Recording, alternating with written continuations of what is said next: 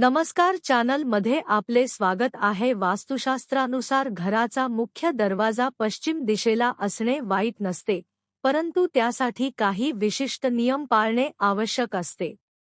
योग्य दिशेने आणि रचनेने बनवलेले पश्चिममुखी घर समृद्धी आणि यशाचे सूचक मानले जाते। पश्चिम दरवाजा असल्यास काय होते, याबद्दलचे सविस्तर वास्तू नियम खालीलप्रमाणे आहेत। पश्चिममुखी घराचे फायदे आणि परिणाम। योग्य रचना असल्यास समृद्धी आणि यश। जर दरवाजा पश्चिम दिशेच्या बरोबर मध्यभागी किंवा वायव्य कोपऱ्यात असेल तर ते घर मालकासाठी खूप शुभ असते।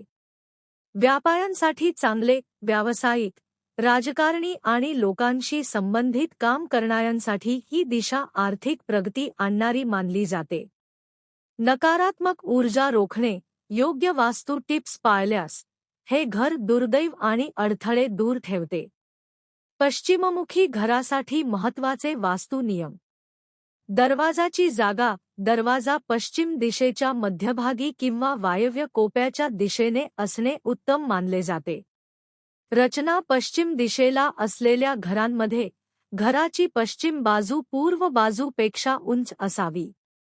नैऋत्य कोपरा। जर दरवाजा नैऋत्य दिशेला येत असेल तर ते अशुभ मानले जाते। उपाय। जर दरवाजा चुकीच्या ठिकाणी असेल तर मुख्य दरवाजावर गणपतीची मूर्ती किंवा योग्य रंगांचा वापर करून वास्तुदोष कमी करता येतात। पश्चिम दरवाजा असल्यास घाबरून जाण्याचे कारण नाही, मात्र तो मुख्य मध्यभागी किंवा वायव्य कोपऱ्यात असल्याची खात्री करावी।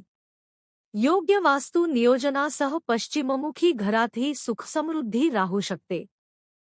तुम्हाला हा व्हिडिओ कसा वाटला ते कमेंट मध्ये नक्की सांगा आणि चॅनलला सबस्क्राईब करा। धन्यवाद।